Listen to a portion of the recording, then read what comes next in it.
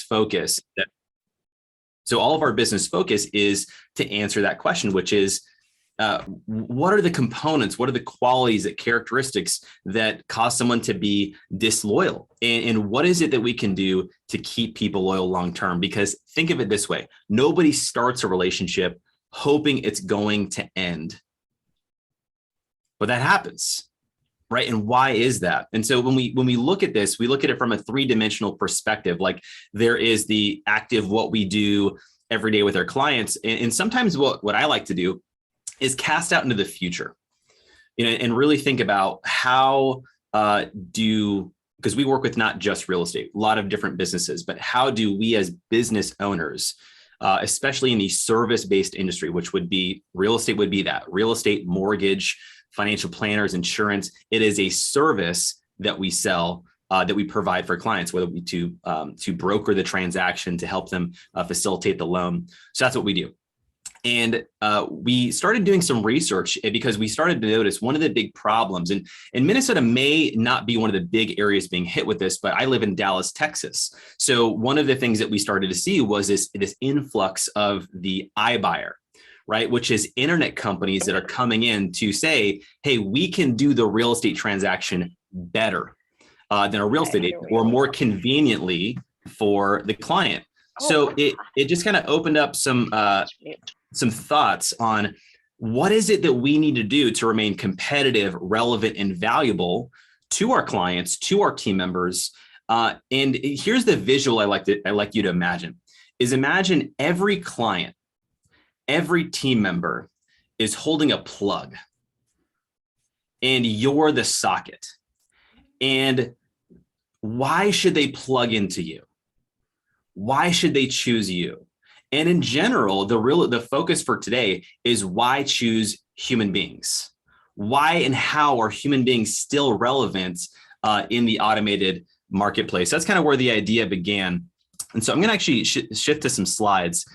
So when we put the title of Becoming Irreplaceable, because I love this quote from Wayne Gretzky.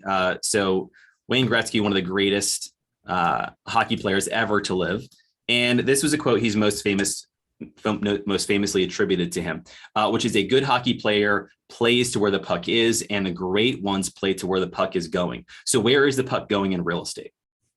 What's actually happening out there? And so when you think about becoming irreplaceable, what does it actually mean? And the definition through Google is something that is impossible to replace, right? Something that is unique and priceless and unparalleled. Now, as business owners and as people, I think egoically, we think that, yeah, like I'm irreplaceable. Like, why would you, there's no way someone could do a transaction digitally. We have to have humans as a part of it. And my clients would never use somebody else. And all it takes is that one moment, if you're a realtor and you drive by a client's house and you see that sign of another agent in the driveway or on the lawn, and that feeling in the pit of your stomach is like, oh, I can't believe that just happened. So our new definition I'd love to give you is, how do we become irreplaceable in business? Is two things. Number one is to provide such unique and relevant value that people will fight for your survival and success. Meaning if you have a client you've done a transaction with and another agent meets them or talks to them, or they get some marketing literature, why would they not call them? What is it that has them that pulled to work with you and to say, no, I've got an agent, I've got a service provider, I have someone who does what you do, I'm loyal to them. That doesn't happen by accident. We have to actively create it. So in other words, how do you become somebody your clients? Now, also, we're going to extrapolate this to leadership, because this is, for many of you, you're not a solopreneur, right? You've got a partner or a team or a staff, or maybe you just have an executive assistant, or maybe you're building your business to one day have that. What we're going to talk about today, which is how do we stay relevant in the automating marketplace, is translatory with sales as a service, right? Real estate as a service, as well as leadership, right? How we show up in our companies as business owners. So the research that we did on this comes from two sources. One is called, it's a research study called The Future of Employment by Carl Benedict Frey and Michael Osborne. So these are two Oxford professors, and they did a huge research study with the Bureau of Labor Statistics in the United States to basically extrapolate and look at jobs that are most likely to be automated. Like, what are the characteristics and qualities, and correlating them with all the jobs in the US market, because ultimately we lead the world as far as like how things go in the US is ultimately how things go in other countries.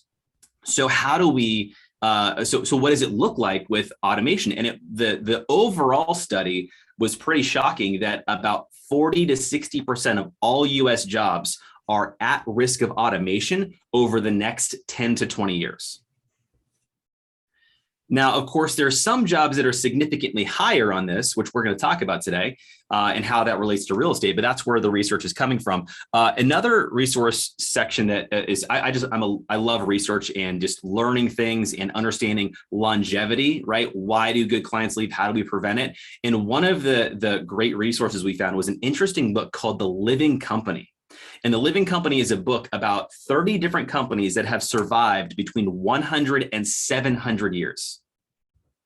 Think about that. A company that survived 700 years, they've gone through multiple governments, world wars, complete changes in culture, yet they're still in existence today.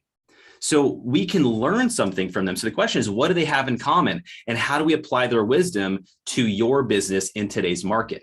Right, that's where this research is coming from. So I'm going to go into, and you can look this up by yourself. There's a really fun website called willrobotstakemyjob.com. And they pulled this data from the study with Dr. Carl Benedict Frey and Michael Osborne. And what I'm going to show you are some of the statistics they show of jobs, careers that have the high and the percent likelihood they could be automated over the next 10 to 20 years. So the first one here is taxi drivers and chauffeurs. All right. Now, this one was like shocked me a little bit. I was like, really? Like, I don't know how I would feel getting into a car that would have nobody in it that's driving. And just in the chat box, put in the chat box, how likely do you think this is? Put a yes if you think this is likely, or a no, like no way this would never happen. Are we moving to a space where taxi drivers, chauffeurs, Uber drivers, Lyfts, that they're going to be run by autonomous vehicles? Let's see what some of the answers are here. Yes, yes, yes, no way. Oh, we got a little bit of a split decision here. In 30 years, all right. Well, you know, it's interesting. I did this when I first gave this talk about 2 years ago.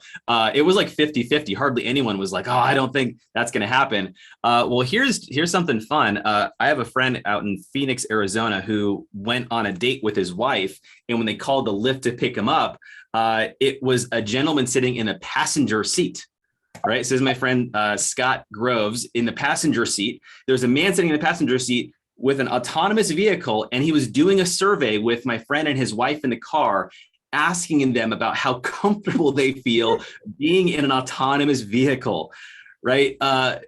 Lisa, how would you feel? I'm just curious, how would you feel if that was the case? I'd be like, nope, Yeah, you'd be like, can you just like get in that driver's seat and actually take us? So fortunately, it wasn't a very long drive, but my friend said he was on the edge of his seat the whole time. But here, check this out. At this point, Lyft has done over 100,000 self-driven tests that were successful. And so this it's not maybe happening, it's currently occurring, right? And as technology continues to improve, while we want to fight it, we say there's no way, just consider your children's generation or the next generation of people coming up and how comfortable they are with technology in relation to how comfortable you were or we were with technology back when we were their age. It's fascinating. So next one is personal financial advisors, 45% likelihood. These are people dealing with millions and millions and actually really billions of dollars and your personal wealth.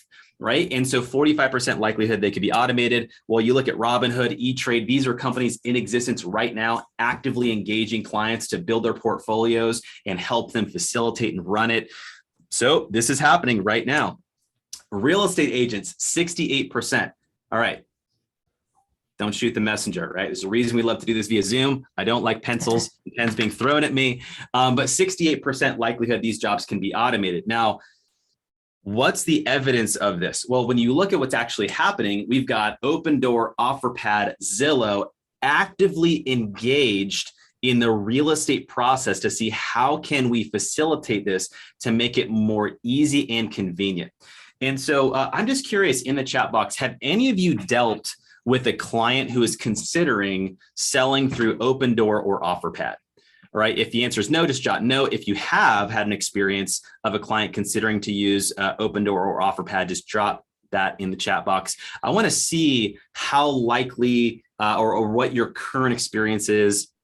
We got a yes, we got a no, yes. Okay, cool. So there's a little bit of a split here. And this is just something to think of, like, it's actively happening, right? So now it is human facilitated, but is predominantly dominated by the technology companies repositioning the story of real estate, which we'll talk about how they're doing that in a little bit. But again, this is actively happening. Next one we have here is insurance sales agents, right? Well, when you look at, Geico and State Farm and Farmers, all these big companies, and they pay tons of money for these huge Super Bowl ads and different ads.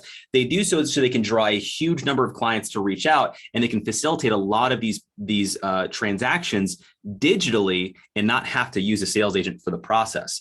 So they are, which is significantly cutting the commission of the salespeople, but it's making huge profits for the company. So companies are actually incentivized to do this. Salespeople are one of the most expensive parts of running a successful, thriving business. So the more we can cut that commission down, the greater profits for the companies. And there's companies that are coming out there literally trying to have zero sales staff and primarily just market and just run people through their digital funnels and do a decent job of it. It's happening right now. Loan officers, 92%. Oh, Lisa, don't feel bad. Because here's what was the one job that wasn't ever? Was it like dog walker? Like, I'm good with that. I'm going to show you. Yes, I'm going to show you the next ones, which is the ones that are least likelihood. But here, so this is interesting. That's quite high. But here's my question I have when I see a number like this or any of the numbers that we saw. Why is it not 100%? Meaning, what lays inside of that 8% that technology just can't figure out or cannot do? That is what makes working with a human being uniquely different. That's the question we should all be asking ourselves when we look at these numbers, and not to be afraid of, oh my gosh, is my job at risk? Well, yes, all jobs in different ways are at risk. So when you look at what has it not be 100%, that's where we need to double down our skills, ability, our structure for our marketing, how we position ourselves in the market. That's what we need to be focusing on, which we'll talk about. So let's look at the other end of the spectrum. Now that we've seen the highest likelihood of automation, let's look at the lowest, which is animal trainers, right? 17%. I always thought that was funny. I have 4 kids. The oldest is 7. We go to the zoo all the time. And I used to think it was silly when they'd be like, I want to work at the zoo, Dad. And now I'm like, you know what? It's got some pretty decent job security, so maybe it's not a terrible idea. Then lawyers and attorneys, 5%. That's an interesting one. So you might start to be asking yourself, why 5%? That's so unlikely they would be automated. What are the qualities, characteristics, and attributes of being an attorney that you cannot replace with technology? There's something interesting about that. Psychologists and therapists, 2% likelihood, right? I just have this, I'm a huge Star Wars fan, right? So I'm just imagining like Princess Leia, going in for counseling, and then there's like R2-D2 or C-3PO on the other side trying to counsel her. It doesn't work, right? Like, you can't have a machine give you, empathy or like, there's all these things that technology couldn't do in that case. But technology is coming into this space, right? I've talked to many people who are now in a position where they're like, oh yeah, I have a Zoom counselor that I talk to once a week. So we're starting to see not just replacement, but also integration, right? Like how people are leveraging technology to increase and enhance their business. So, but that's pretty low. Next one is teachers and professors, 5%. Now, this one, I think COVID shined a little bit of a different light for many of us, or for many people, the reason why teachers are specifically non-replaceable with technology is because during COVID, I think many of us learned that a lot of schools are actually glorified daycares. They are simply places we drop children off to be taken care of, so we can't leave that to technology. However, there are parts of teachers, professors, that extreme skilled knowledge or something about that is really human based. Clergy 2%, right? So if real estate doesn't work out, you can always join the cloth. There's an option there.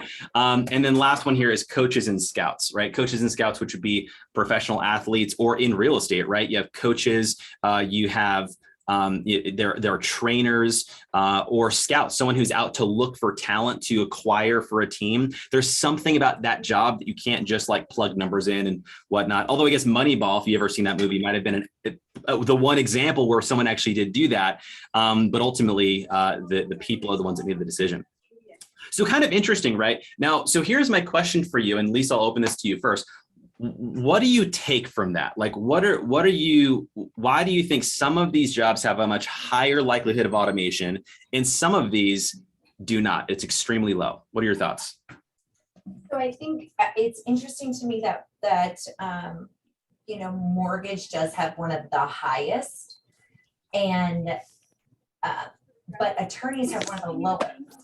Oh, I know, but thank you. It's a level of who's ever in the background, that's mute. I'll try to mute you. But it's a level of professionalism, or if it's a level of advice or a level of interpretation of the law or the rules, I think maybe are the difference, or that's kind of what I was thinking about when you were going through them. Yeah, so so discernment is a really big piece, right? The ability to look at a lot of information and discern and make decisions based on those things. That's definitely a big part of it. What about some of the agents here? Some of the people who are on the call, just go ahead and unmute yourself. I would love to hear from maybe like one or two of you. What do you think? Like, based on what you saw here, why do you think some jobs have such a low likelihood of automation compared to others? Love to hear from one or two of you guys. What are your thoughts? I have one idea. Yeah, go for it. So I think that what makes, and I just wrote it in the chat, I think the empathy aspect is really crucial. That's why psychologists, therapists have to show empathy. It's really in the job description. And sometimes I think real estate agents, realtors are not really recognized for that aspect, but I think that's what will really solidify and make a relationship with your client unique and appreciated. Love it. All right. Hey, definitely give a thumbs up for Miguel. I think it's a fantastic answer. Totally nod your head or do a thumbs up or a high five if you agree that empathetic understanding is a big part of the process, right? Especially when you look at like therapists and psychologists. How many of you, by the way, might feel like you now need to like add therapist to your business card, right? Because that's kind of what you do for your clients at the time, talking them off the ledge, all the emotions that go into buying and selling real estate. Yeah, it makes total sense. Cool. Let's hear from maybe one more person. Other thoughts of what did you take away from this, seeing these stats and seeing these numbers? Any other thoughts? I would say on the ones that had a higher percentage of being automated, on the opposite side of what Miguel said, the human factor, I guess I'll say this, it's more quantifiable, a process. There's numbers, you plug things in. And I mean, aside from driving, and don't get me started on, that'll never happen in Minnesota roads between December and June. I hate to say it. But anyway, like all those, push button, get mortgage, this whole thing, Lisa, I know that pushes your button. There's so much more involved there. But that industry in particular is trying to figure out, okay, how do we just funnel down this process? And we understand these different variables, and we can, as fairly accurately, spit out this outcome and let you move forward through there, all on your phone. Absolutely. And Bo, thanks for your feedback there. That's actually going to be a great segue into my next slides here. So the piece that we want to pay attention to here is, one second, slides got moved over. There we go. Oh, all those disappeared. What we want to get to, here we go. That's it. Is something that I pull this from Michael Del Pret. Michael Del Pret. He is a professor in Colorado of real estate. So he is specifically real estate technology is his specialty. And so he shared this chart with me that I thought was so good that I think everybody needs to see this. We call this the human relevance price frequency chart. Okay, so I know sometimes we can get a little lopsided with, oh, charts and graphs can be a little confusing. Let me explain this. So I'm going to show you, this is what we would call the price frequency. So on the bottom here, it's going to be something that has a very low price tag, right? Like a can of soda, right? That's going to have a very low price tag. A very high price would be buying real estate, getting married, financial planning, right? They have a very high price tag to it. The next one here on the lower axis is how often we engage in the purchasing process. Okay, so the closest to the center here is the low frequency, meaning we don't do this transaction very often. And then on the right-hand side is the high frequency, which is we do this all the time, very consistently. So initially, you would look at like a vending machine or an ATM machine. Right? We do those things all the time. We go to a vending machine, we put $1 and we get a bottle of water.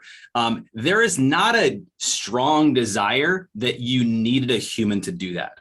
Agreed? Like there's not a part of you that's like, oh man, that I'm taking a job away from an employee. Like we don't think about that. We just think I need some water. There's water. Here's my money. Now I got what I want. So as a consumer, all of you, this is how you think about spending money and how we relate to technology. Then you jump up a little bit, right? Then you go to like a high priced meal, right? Where we do it less often and the price tag's much higher. So if you've ever been to a nice restaurant or a steakhouse, what is it that they do? They don't just give you a menu and let you just pick what you want. They tell you about it. They explain it. They draw it out. They tell you how the restaurant was designed and why they've chosen the meat and what wine would be perfect for what you want to purchase that evening. So we value the human engagement there. Then you think about retirement planning, right? Very high price tag. You're only going to do that a few times in your life, hopefully only once. Getting a home loan, right? A lot of money at stake. Just think of like how often people will do a loan or buy or sell a property in their lifetime. Now, in your career, you think about it all the time, every day, but a consumer will do this like 7 times in their life. So it's a big, big deal. So they don't want it to fall apart. So there's a part of us that feels like we need a person there for some reason. We're going to discover why in a moment. Then buying a house, getting married, right? These are things that we have people that are involved with, that are engaged in the process because we want them. So this is kind of a chart that shows you the consumer trend. Now, here's the thing to know is that technology companies are trying to push the envelope here, right? And from the simple case of like example, buying a car, right? So many of us is like, oh no, I go to a dealership and I test drive a car and I talk to a salesperson and he helps me pick the right vehicle.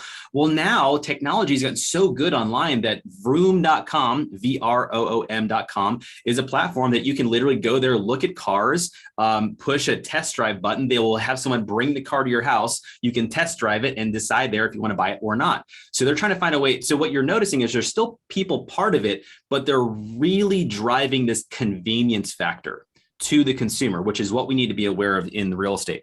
So how is this occurring? Well, the iBuyer market is not maybe, I don't know how big it is in Minnesota, but I know in Dallas here, it's definitely quite big. Open Door, OfferPad, Redfin, Ideal Agent, We Buy Ugly Houses. Zillow was in this game. I think many of you probably posted the thing on Zillow, like happily on your Facebook page, like, oh, look what Zillow tried to do. They can't replace agents. I'm sure you guys were all very happy to see that. I thought that was interesting.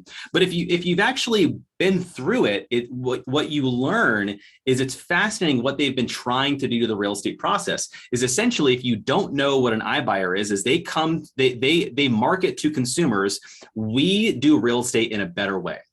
And essentially the process, if you don't know it, is they come in essentially as an investor and they say, we will give you a guaranteed offer on your property. So click here for an estimate. And then Zillow you click your info there, and then Zillow would send an agent over to your house, essentially an appraiser who would come in and do a rough approximate appraisal of the property. Then they would give you like hey, we'll buy it for this based on how much work needs to be done. Now, by the way, they still have fees and all these things that they charge. So it's definitely going to be listed under current market value is what they said they'll buy it for. However, what they really sell the consumer on is convenience and safety and security, right? So what they're essentially saying is, hey, take your time moving out, no rush. We've got a guaranteed offer for you right here. Also, you don't have to worry about people traipsing through your house with an open house and having to have everything clean and ready. We're going to take care of all that. And it's, back when, this is starting to get hot with especially COVID, it was a thing of like just safety that people felt of having people in their houses and whatnot that they didn't know. So in the iBuyer market, this is what they're doing. They're essentially telling a different story to the consumer, and they're trying to sell them on the idea, this is more convenient. You want to work with me. So if you're an agent, you want to understand these things, and you also want to know, how do you differentiate yourself from an iBuyer, which we're going to go to in a second. So just a couple stats, if you can screenshot this and save it for later. But Arizona is a #1 place where iBuyers are in effect. So they have a current 5% market share. Now that might not seem like a lot, but you consider any individual brokerage, a KW, a Coldwell Banker, an EXP having 5% market share of a state, that is massive. And it's only growing and getting bigger and bigger. So top markets that they're currently focusing on: Arizona, Texas, Georgia, Florida, Colorado. Place with that middle income price where they can, it's like the $200,000 to $500,000 average price point is the number that they're really targeting. Nationwide, iBuyers have a 0.5% market share in 2019, and then up from 0.25% in 2018. So these are a little bit old stats, but they're still figuring out the current ones because COVID really threw things for a loop with the iBuyers. They basically stopped buying in April of 2020, and they restarted buying in midsummer of 2020. So they are overall down 50% in sales. As of 2021, they were down 50% in sales. But they're not out right now. Zillow did take an exit, but several of the companies are still in the game and they're figuring it out. So that is what the current iBuyer market is. That's what's happening. And Lisa, just to kind of throw this to you, right? I'm curious, have you talked to any agents or heard of much with the iBuyer market as it's kind of like connecting and engaging with the Minnesota market? I feel like it's not huge here at all. I mean, I think I've had maybe 2 or 3 clients that I know of use this and kind of get the guaranteed offer, but that's about it. So maybe agents would know more, but I don't feel like we run into it a ton. Now there's lots of people that they're buying Zillow properties. So obviously on the other side, and those are typically very challenging deals because obviously if we're working with someone, it takes them 2 days. They only respond via email. Like there's no real common sense, like, hey, let's talk through this. Nope, it's like, yes, no, maybe we'll get it back to you within 48 hours type mentality. Yeah. That's not huge here.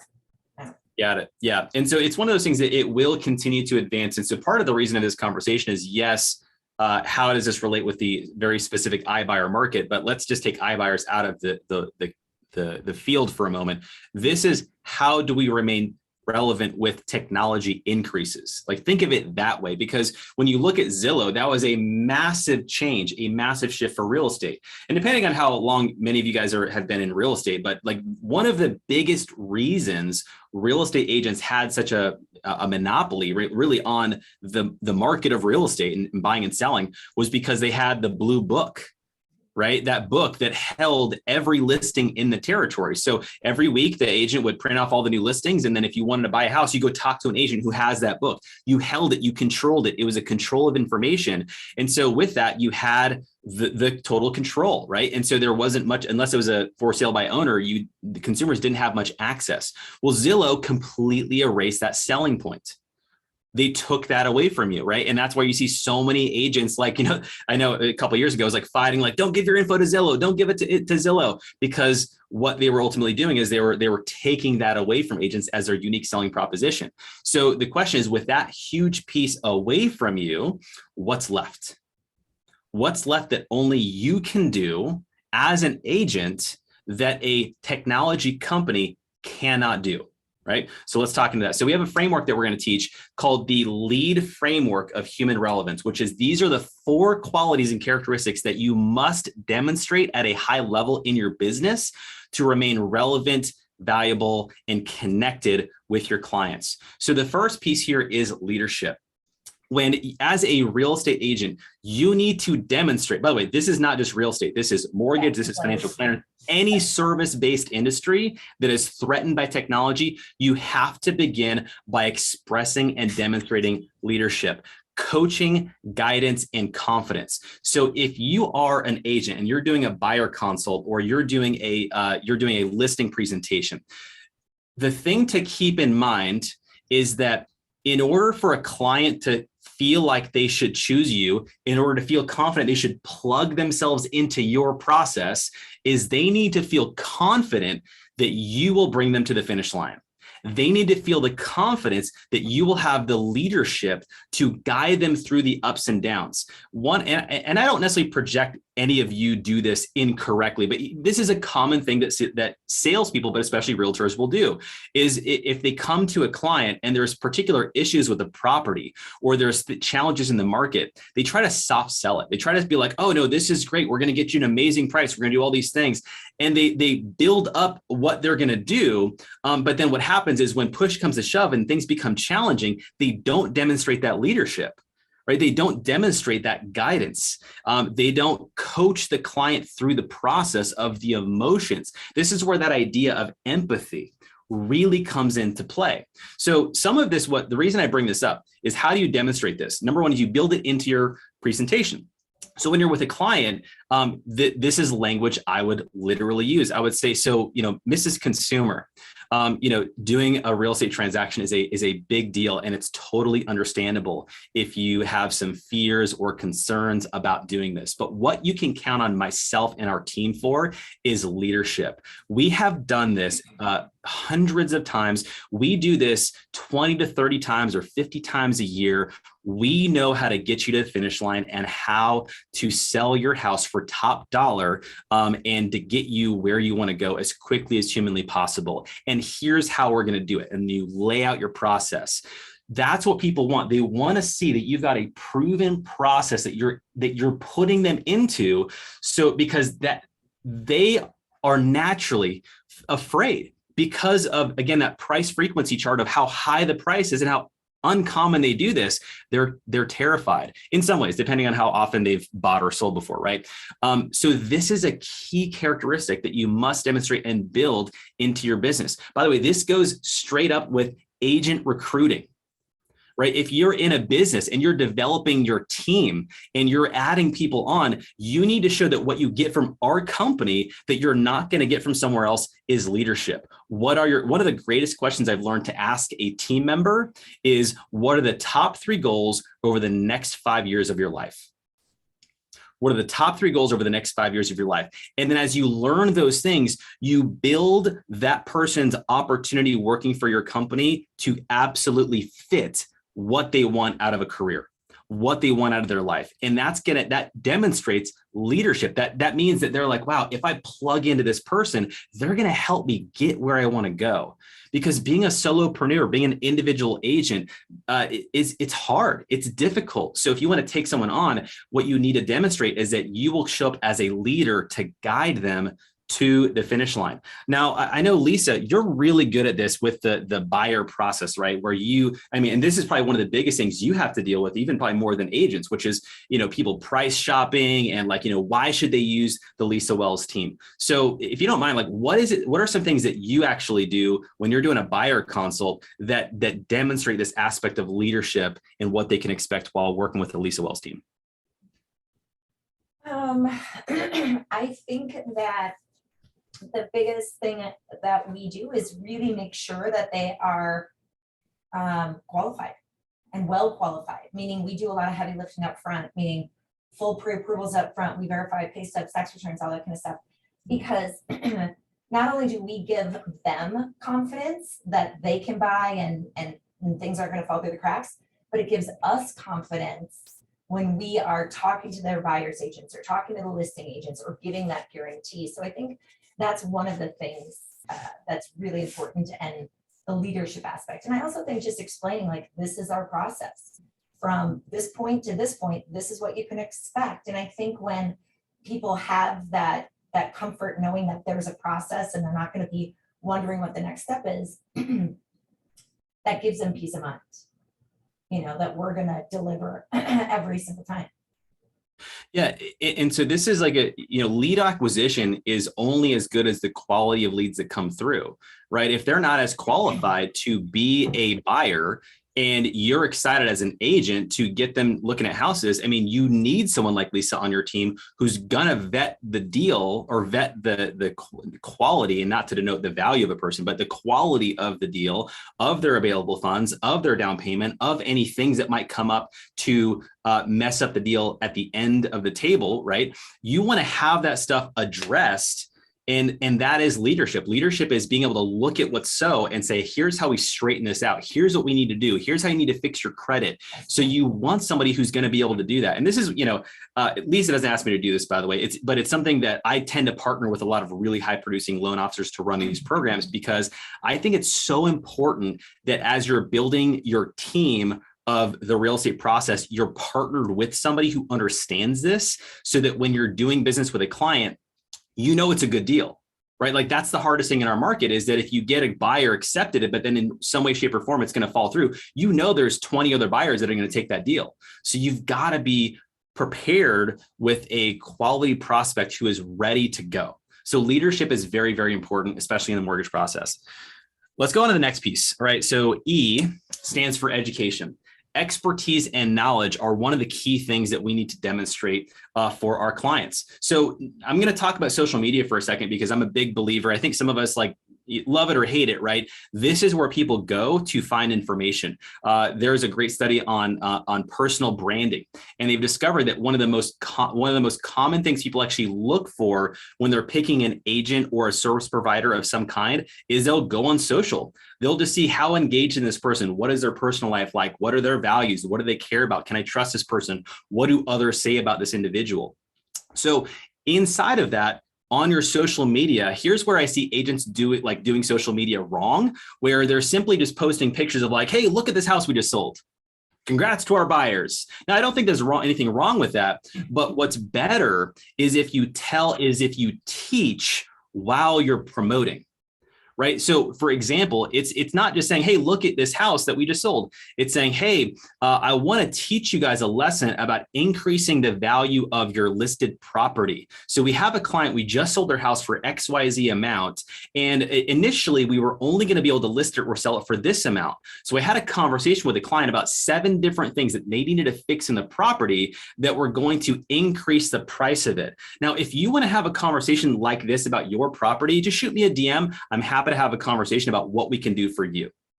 So what you just did is, instead of just selflessly promoting how good you are as an agent, you've taught them something, and you've demonstrated yourself as someone who is an educator. So this is a fascinating thing that I learned about 10 years ago. I went to college up in the Pacific Northwest, and I was on a trip going from Spokane, Washington, where I went to college, to Seattle, Washington. And on my flight, I happened to be sitting next to a gentleman who was the head of parts for Toyota dealerships of the Pacific Northwest. So essentially, he worked with all the dealerships to make sure they had the appropriate parts for all the vehicles. So I'm a curious person, and I was, a young business guy at this time. And I said, I'm curious, who's your most successful dealer of Toyota cars or Toyota vehicles in the Pacific Northwest? And I'm curious, in the chat box, for any of you who know that area, what city do you think he said was the most successful dealership for Toyota vehicles? Just think of markets in the Pacific Northwest, right? Seattle, Portland, big cities like that. You know what city was the number one in the actual delivery of vehicles? Coeur d'Alene, Idaho. Oh. Now, raise your hand if you could point on a map where Coeur d'Alene, Idaho is. Yeah, now most people can't, because you maybe never even heard of it. It's got this really beautiful lake. It's an amazing area, but it's small. It's 75,000 people, yet they're the most successful dealership for Toyota vehicles. So I said, you've got to explain to me how that's possible. And what he said was really fascinating. He said it is all about the owner of the dealership, and the reason why is because what he has done is he has built a relationship with every single high school in the surrounding area. And what he does is he has made a class designed a class called How to Finance and Buy Your First Car.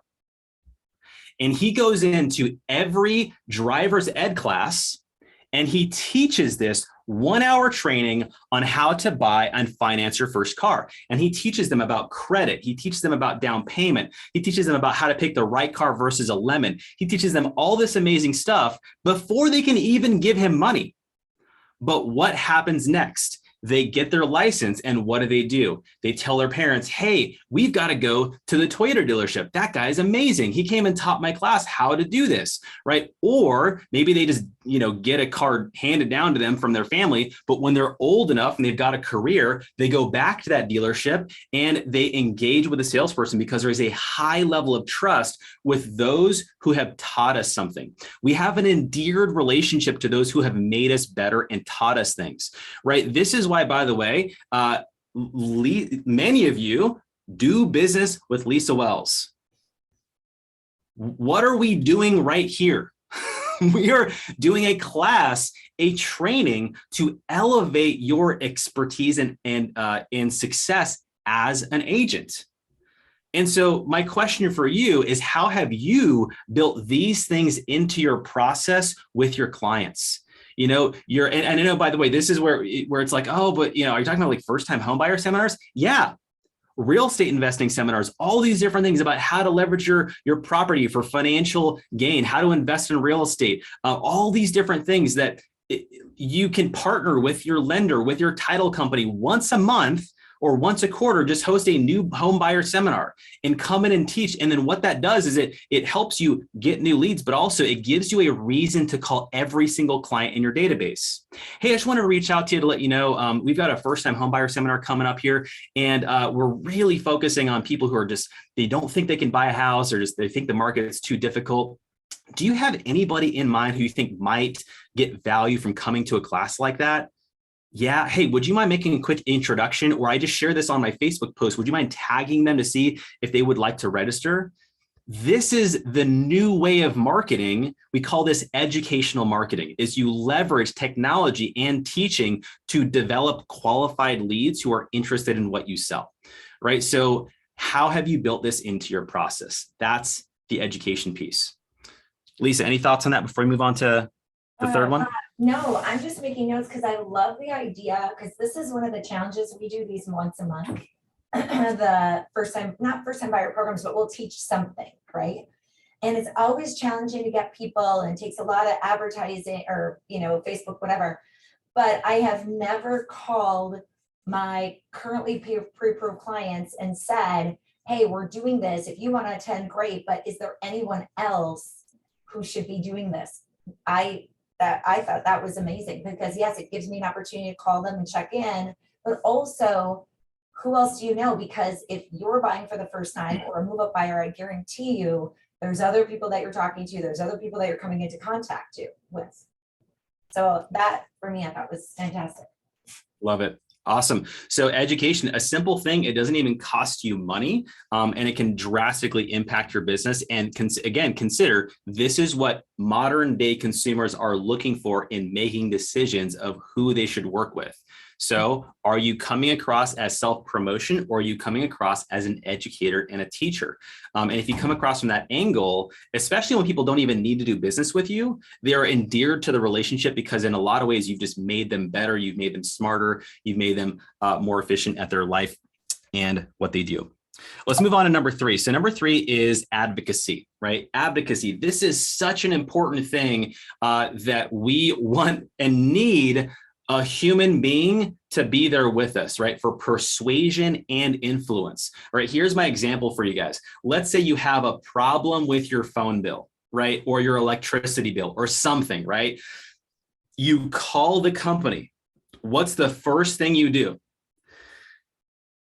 You smash the 0 button and you're like, give me a human, give me a person. How many guys relate to that, by the way? It's so frustrating. You're calling and it's just like, push 1 for this, push 2 for this, push 3 for this. And then you do that. And then it's another prompt and then another prompt. And it's like so frustrating. But why do we want a person? Because eventually when we finally get a person, right, what we can do is we can explain our problem. We can say, hey, there must have been a mistake. Why did this happen? and you go back and forth, you're getting to negotiate with a person. We can negotiate with people. We cannot negotiate with technology. It is what it is. The price is what it is. And so we need a person to do that. Also, we need a person to fight for us, to advocate on our behalf. So what that looks like is, hey, I don't think I can do this. I'm going to have to pass this off to my manager to see if they're going to be able to approve this. And then eventually you get the manager, and then they say, okay, we'll do this one time for you and we'll waive the fee. And then they take it off and you're like, oh, okay, great. You can go on to your life. We need people to negotiate. We need people to fight for us. This is an important attribute that many people miss as a real estate professional. There is a lot that you do that your customer doesn't see. And you assume they know what you're doing for them, but they're they're sitting at their house, they're at their job, they hired you so they don't have to deal with this. So they don't have to deal with all the problems. And you need to make a case for what you do for your clients, how you're fighting for them for the transaction, how you're fighting for them for the deal. I'll give you a great example of my first real estate purchase, right? So this is back when we lived in California, and we were buying our first condo, our first house. And I work in the real estate space a lot, and my wife happened to walk into an open house and just pick the agent. She's just like, she calls me later. She's like, oh, honey, I've got an agent who's going to show me around houses. I'm like, sweetheart, I know like 100 realtors, like you should have let me pick them. But she had already picked him, and he was already got a list of properties to show her. And I was like, whatever. So this guy starts showing us around, and he shows us some real estate, and he didn't do anything special. He put in our parameters on the MLS. We started getting emails of the different properties we liked. We would call him when we'd see some properties we like, and then he would go and show us. I mean, he was like a glorified chauffeur. I mean, he would I would tell him what I want. He would take me over there. And then we put on our offer on the first property, but because there was a lack of due diligence, he didn't realize that, oh, your loan doesn't qualify for this house. We had to fall out of escrows, and then we're all embarrassed. We're first-time home buyers. And then we find this other property that looks like it's going to work. And then, we put in an offer, and then they counter, and he's like, hey, here's what they countered with. And I'm like, okay, well, can you counter with this? And he's like, sure, I'll ask. I was like, okay. And then he does it and comes back. He's like, they said yes. And I'm like, should we have asked for a lower price? Like, I felt so like it wasn't worth the 6% or the 3% or whatever he said he is deserved for the transaction. Of course, the buyers don't pay that. But the whole point that I felt was like, I didn't feel he fought for me at all. I felt like he was just there. I felt he just facilitated a process that I was doing most of the work. So but here's what could have made a huge difference. If in that process where we put in an offer, and he came back to us, he would say, hey, you know what? We put in the offer. They came back with this. I think if we asked for a little bit less, we probably could get this through. They might not say yes to it, but what do you guys think? Do you think we should go with that? Okay, great. Let me go ahead and do that for you. Puts the offer in, comes back. Okay, guys, they were hesitant on it, but I told them how much you guys wanted the property. I told them I told them about the family and how much I think you guys would be a great fit for the property. And they went ahead and said yes. So you guys got the house. How would we feel about the same thing? Completely different. I would feel endeared to this realtor because he fought for our success. He fought for us to get the deal the way we wanted it. So the question for you is, how are you demonstrating that to your clients? How are you showing that you're critical to the process because of your ability to influence the decision, to get the deal funded or to get the deal through? You need to show that. This is, by the way, another key piece of employee retention, right? If you don't have to raise your hand if you've ever experienced this, but if you've ever been in a company or in an organization where you got blamed or thrown under the bus for something that happened, no one fought for you. You were the opposite. You were thrown under the bus for the problem and the issue. How quickly are you interested in looking for other opportunities? How quickly are you totally disengaged from the company, from the brand? So it's critical that when we look at overall company structures, business structures, some people say the customer is first. And I think in a lot of ways that's true.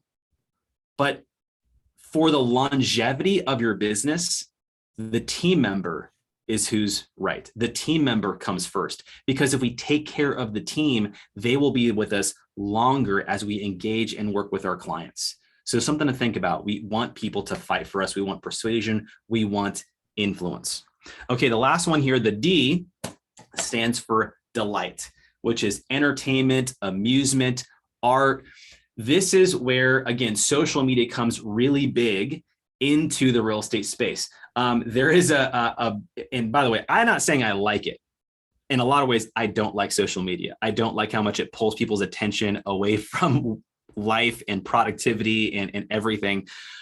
However, that's where the world is moving. That is why TikTok and Instagram Reels and all these things are skyrocketing in popularity, is because people are finding fun, creative ways to entertain people while they teach. Now, I'm not a social media instructor, so like, don't come to me for like your ideas for your reels or whatever. But there is something to be. We love working with people because people are fun. People are engaging. We can connect with a human being, right? So one of our companies that we run is called Mr. Thank You. And inside of that, we actually have a strategic gifting company. So that is part of one of our businesses, is strategically helping people say thank you and making a connection. Because whether it's the gift or whether it's a client appreciation party, whatever it is, something that constantly engages your client with you in a personal relationship is important, because we want to do business with people, someone we can have a conversation with, who we can connect with, who when we're around, we feel good. And so this is an important part of the process, which is why I think annual client appreciation parties are a really valuable thing. My insurance guy is fantastic with this. He is one of the biggest farmers agents in all of the Dallas-Fort Worth Metroplex. He crushes it.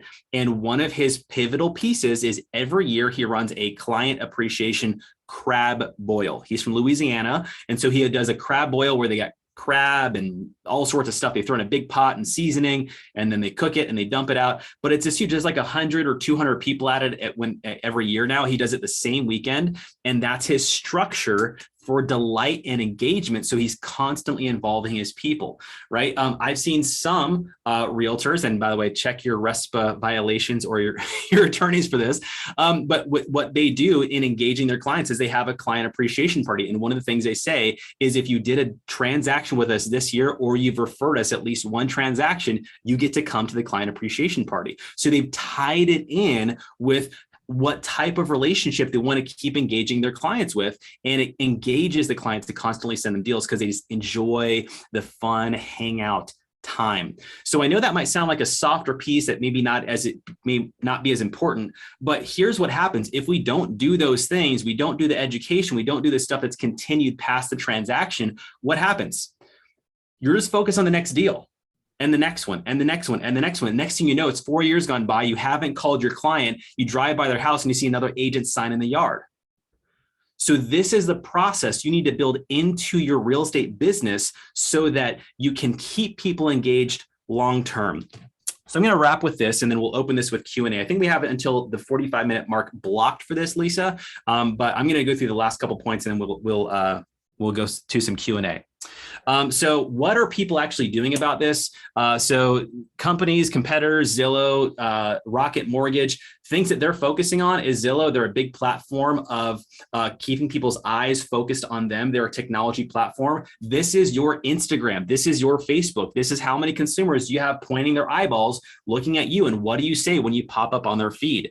Rocket Mortgage, consumer education, and next gen buyer. So this is particularly targeted for loan officers. Rocket Mortgage is trying to reinvent how humans think about mortgage, right? They're saying like push button mortgage. Now, while we know in our business or in our lives how important it is for so many things we talked about, they're trying to reframe the coming generation. So they're spending billions of dollars to try to retrain the consumer's mind. So for you to stay competitive, you've got to do these leadership, education, advocacy, and delight. You've got to build that into your process.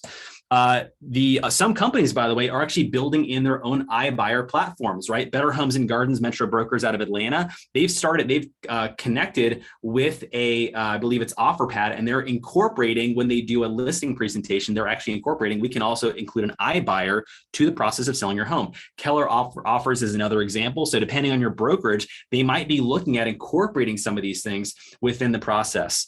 What are the pros doing about this? So Gary Vaynerchuk is one of my favorite people to follow on social media. So now, what does Gary Vaynerchuk do? If any of you guys know him, he is a marketing guru. But when I look at his Instagram and Facebook, look at what the titles are of some of his videos. Special message to young entrepreneurs out there. For all 25-year-olds starting from zero, the biggest concerns I have for you: how to deal with controlling parents, stop taking their money. Some of you guys are like, I should send that to my kids. But what is he doing? What is he doing? He's doing exactly what the Toyota dealer was doing in Coeur d'Alene, Idaho. He is targeting the next generation of buyers. So when they get into the marketing sections of their future companies, they're his new consumers. And they're saying, oh, we've got to use VaynerMedia. We've got to use his company. He is branding himself as marketing for the next generation of buyers. How are you doing that yourself with real estate? So here's a couple of tips. What do we do with this? Number one, you need to build a platform of education. How do you take this information and do something with it? Here's my 5 points. Number one is build a platform of education. In a moment, I'll give you a list of, these are all sorts of different topics you can make videos on, run classes on, partner with your title company, partner with Lisa, partner with someone to help you run these educational classes, because they're going to be better for your business. Bring leadership to all conversations and meetings. Just become more conscious when you're with a client. Did you demonstrate you're going to bring them to the finish line? Did you use the language of leadership to show them that they can have confidence you can get the job done? Demonstrate advocacy. Show how you will fight, or that you did fight for your client and the deal. This is what makes them feel like at the end of it, that was worth the commission. That was worth the effort. I'm so glad you did an amazing job, right? And I would say for me, my second transaction, when we actually sold that condo, our realtor would get all of my future business if we didn't move out of state. But she did an amazing job. We had this huge problem with the HOA, and then there was an insurance claim on the property, and it took like so long, but she stuck with it. She fought the HOA. She went to bat for us. There was so much she did that I was like, I would lose my hair trying to spend time on that. I'm married. We're moving across the country. This is insane. She got the job done. And I'm like so endeared to that woman as a realtor out in Santa Maria, California. Create engaging and fun content on your social media. Play with it, right? Have fun. Look at the songs, the videos. I'm not saying look like a fool and do dances, but there is some things that you can do to make it more engaging. Build a client appreciation party, right? Last one, have a long-term strategy for the relationships of your business. Right? Like what is the long-term strategy? So here's what I'll end with, and then I'll bring this back to you, Lisa. People start doing business with you and keep doing business with you for two different reasons.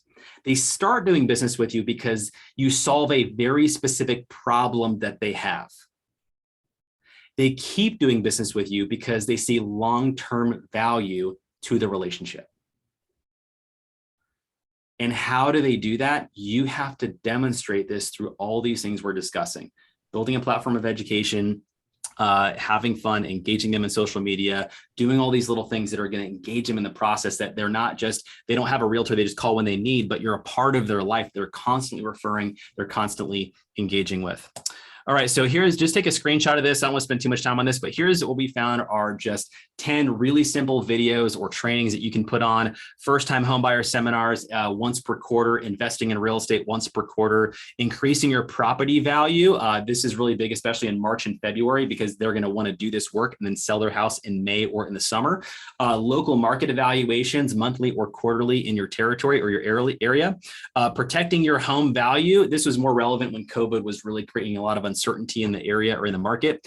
Helping kids get into their first house. This is a huge one. right? How to make money when your kids go off to college, teaching clients how to buy a property, have their daughter or son live in the property, rent the rest of it out to their friends, renting versus owning, changing updates in local, state, nationwide laws. After an election, this is a really big thing. Current news as it relates to real estate and how elections affect sales. So this is something, these are video ideas. These are things that you can do that are going to demonstrate your skills, your expertise. They're going to help you dominate the market, especially in the hearts and the minds of your consumers, the people who are eventually going to do business with you and the ones that have done business with you, to keep them loyal for life. All right, I'm done. I'm going to end myself there. I'm going to swing this back over to, I'll throw this up real quick. I'm just going to put my contact info in case you guys need to get a hold of me for anything. This is how to get a hold of me. Everything is through MrThankYou.com. That's my email, John@MrThankYou. Everything on social is at the Mr. Thank You. This is where you can find me. You can see us demonstrating and doing some of this ourselves. But we hope to connect with you and stay in touch moving forward. And with that, Lisa, I think we're ready for Q&A. What do you think? Yeah, I mean, definitely put your questions in the chat. And we'll pop those up. I think as I'm listening to you, one of the things that I heard another person, I listen to YouTube all the time with different things just to try and give myself more education or more tips or more things. So there's certain people I follow. And one thing that struck me when I was listening to someone talk, she said, when you are asked to drop your commission, it's not because you're too expensive, it's because there's a lack of perceived value. And I just really thought that that was something that probably hits sometimes everyone on this call, including us. And, you know, sometimes as the market adjusts and changes, the way that I talk with clients today is different than I talked to them 6 months ago. And I think that we have to just make sure that we're kind of moving and evolving with the times, because 6 months ago, I didn't talk about how we're going to fight for you, how we do the heavy lifting up front, how we are, you know, if we have 7 contracts last week accepted, 4 of them, our clients were not the top offers. And why is that? And I think that we have to keep evolving into what matters to the client right now. And how do we then show that value to cover that concern or that issue? So that was just, as I'm listening to this, that just kind of solidifies what we have to be doing and what more we have to continue to do to set ourselves apart. Love it.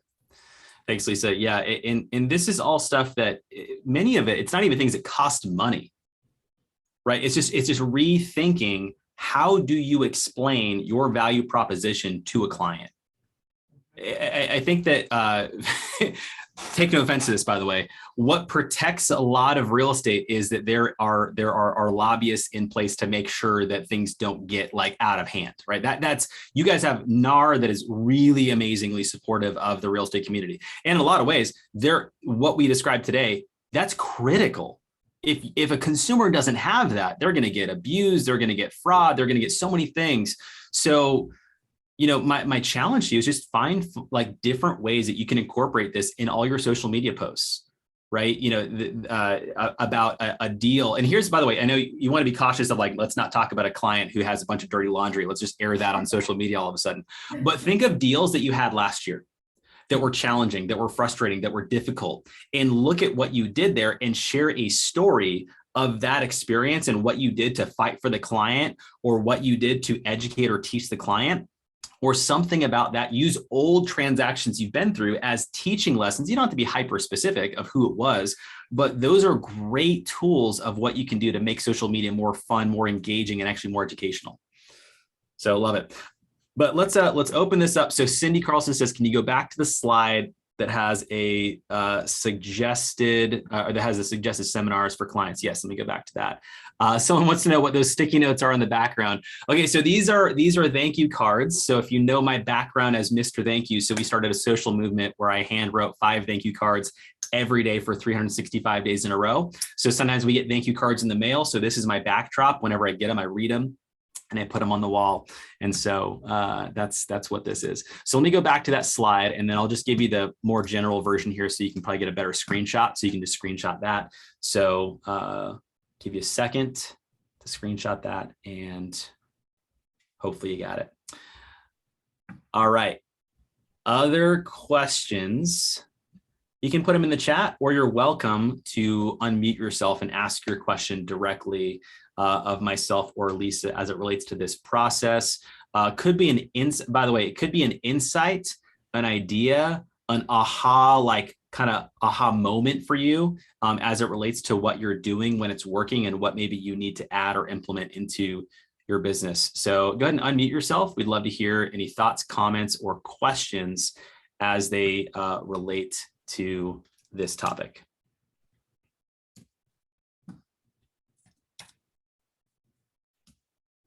Really silenced. Not everybody all at once. I'll jump in. John, I've been a huge fan. I was on your last call and read your Thanks, book, man. and actually, appreciate just what you're inspiring us for. With the examples you gave, I'm actually the insurance guy, that's sitting there thinking clam bake or clam broil idea, or so maybe Minnesota. I guess it's probably kind of like a hot dish bake or something. But what other examples have you seen that have stuck out to you of unique ways to delight clients, whether it be the events and that some of those things, or other ways that you've seen those clients that be delighted in that way? Yeah, so it's a great question. So two things is this slightly goes into a different training, but so we have a training we do called gifting that gets referrals and reviews. So there's a framework that I'll teach you real quick about how to use gifting strategically to get better reactions and engagement from your clients. So number one thing that the framework is time, T-I-M-E, time, T-I-M-E. So what that stands for is timing, item, message, execution. Timing, item, message, and execution. So when you look at gifting as a strategy, timing, one of the worst times to give a gift is right after closing, or they send you a referral. Now that might sound kind of weird, like what? But the reason why is because two things. Number one, you're already top of mind. Two, is their life is in boxes. It is chaotic. So if you give them a gift, this is more so with closing than referrals, but if you give them a gift right the day of closing, they're going to lose it. They're going to forget about it. It won't even be remembered. So what we teach people is trigger your gifts to go out 30 days or more after the transaction, and have it triggered with a personalized note or letter. Right? Letting them know just like the things that you appreciate, right? Which is like, hey, I just want to let you know, I so appreciate you guys choosing to use me as your realtor or as your insurance guy. I know buying or selling a house is always a big deal. I wanted to send you something in my gratitude. Here's a Cutco knife, here's a cutting board, here's a Yeti cup, whatever you send them. Here's why I'm giving you this. Is my goal is to be your realtor for life. So I hope every time you use this, you remember me and how much we appreciate your business. So this is where you get into messaging. So the item, we recommend do non-consumable gifts, doing things that are like higher quality caliber. So Cutco is one of our products we use. By the way, Lisa, I love that you had on Instagram, you got a gift from the Cutco guy locally. I thought that was so cool. Yeah, literally, this guy is the best follow-upper ever. Like, he sends me a text every other week. He still calls me once a month. I haven't talked to him in like 2 years. And then for that to show up, like, blows my mind. Like, that's awesome. Yeah, he's good. Right. And so, but by the way, this is a great point. So Lisa, you literally just got this from the Cutco guy. He sent you a gift in the mail. What? When you turn 50, maybe you get Cutco knives. I don't know. Is that the 50th of your birthday gift? Yeah. But she got something right in the mail, and what was with the gift? A really genuine handwritten note that was like, I saved it. Worthy. If you go on Lisa's Instagram, you'll see it. It's a very specific, I read it because it's a very specific card about here's why I'm sending you this. Here's why I think you're amazing. And, and it's like, she put this on social media, right? Also notice the gift wasn't branded with the Cutco guy's name and info. It was branded with what? It was branded with Lisa's name.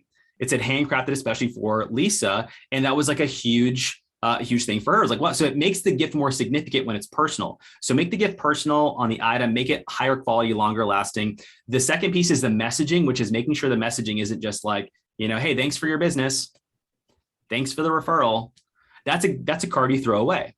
So if you put some thought into it, then it's something that people hang on to and they enjoy. Now, here's the key piece here that most people never put. At the bottom of your thank you card with the gift, include a little PS that says, PS, shoot me a text or call when you get this so I know it arrived okay. What this does is this turns your gift into a system where when you send the gift, the client gets it, they read the note, they hear the PS, give me a call back, they call you or text you. That gives you a reason to re-engage with them, have a conversation and say, hey, how's everything? How's the move? Hey, you know what? We're really trying to work on our online reviews. If I sent you a link to do a review for us on Zillow, would you mind doing that? And based on the rule of reciprocity, after you've added value to someone's life is the best time to ask, because then they're wanting to do something for you. It's also a super easy place to say, hey, by the way, a lot of times when people are buying or selling a house, the idea comes up of friends talking about buying or selling. Has that come up at all for you? Is there any friends that are thinking about buying or selling right now? Oh, there's not, no big deal. Or, oh, there is. Hey, would you mind doing a quick text introduction? I would love to meet them and see if I can help them, whatever. So this is literally taking the same thing everybody on here spends money on, but doing it more strategically and intentionally. So the execution, the last part, is you've got to build a system around it. Depending on your level of production, right? It's hard to do this one at a time. Now, if you're an individual agent doing 1 to 3 transactions a month, that might be a little manageable. But, in Lisa's case, you're doing 10 to 30 transactions a month. That might be hard for her to physically hand every gift out. So, our company does this for people where we actually do we do gifting campaigns. We strategically ship the gifts out to people. Cutco is one of our products we use. We use some other really cool cutting boards or Yeti design cups. So, but those are things that you can get anywhere. But I think that in general, it's those other pieces that make the gift a delight, make it engaging. And part of the delight piece is it has to be unexpected. So if you do it when they'd expect it, you lose the value, right? Another thing is never ask a client, hey, what would you like me to give you for a closing gift? You ruined the opportunity to make your gift that you were already going to spend money on something that was a surprise and delight that anchors positive emotions about you as it relates to real estate. Cool. Is that helpful? Yeah, thanks. Sweet. We do lots of mistakes in that area. So that was really helpful for me. No worries. Hey, if you want more information on that, there's a 4-part video series with a lot of this content. We go in a deeper level. So there's 4 of these different trainings, and Mr. Thank You Talk is the first one. This is the second one. There are a couple more trainings. If you want to put your email, and if my assistant's on here, if you can drop the link in the chat box, you can put your email in there. We'll send you a 4-part video series. They're 10 or 15 minutes, and it'll give you some of this content at a little deeper level. So you're welcome to check that out. And if not, then I'll have that sent out to Lisa that you can send with everyone with the recording of this. So you're welcome to do that. By the way, if you also feel this is relevant for your brokerage or team or an organization you're a part of that you'd be interested in, go to mrthankyou.com, just put in a little speaking request, and then we're happy to just engage with you and talk about the process of bringing this virtually or in person. Because Lisa, we've never actually met in person. We're like Zoom friends from afar. We've been virtual. We met during COVID because I listened to something he did, and I was called the girl, and I was like, Shayla, I need to meet this guy, and that's just how it happened. And he's done lots of different speaking engagements because of people that have been introduced and saw, and I've talked about, because I just feel like this stuff is so powerful, because I feel like the personal piece of our business has got to be ramped up, not dialed down at this point. I think this is the ways that we do it. Yeah, and thanks for that, Lisa. And the last thing I'll say, because I know we got to end, people got to go sell houses and whatnot. So an interesting thing that I've learned about Lisa. You guys ever heard of the 5 love languages? You guys heard of those? Words of affirmation, gifts. All right. So did you know that there is a 6th love language? And it is Lisa's love language. I learned this about her, and that love language is referrals. So the way that she feels loved is if you send her referrals, you send her buyers, she feels so much love and gratitude. She wants to host more of these events to add value to you guys. So please send your buyers, send your clients to Lisa. You know she's going to do a bang up job.